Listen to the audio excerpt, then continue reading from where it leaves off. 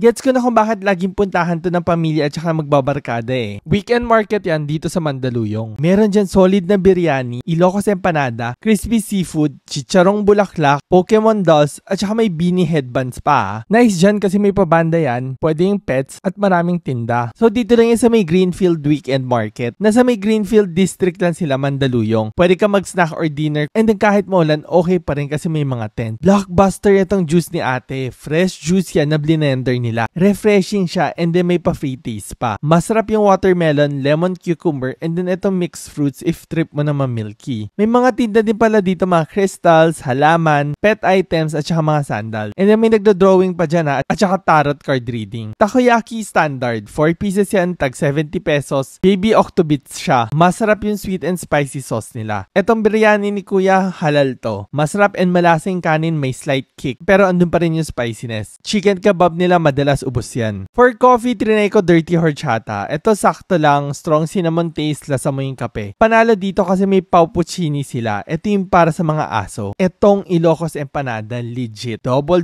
kunin mo, 110 lang yan. 2 itlog, 2 longganisa. Panalo yan. So tara sa Greenfield Weekend Market.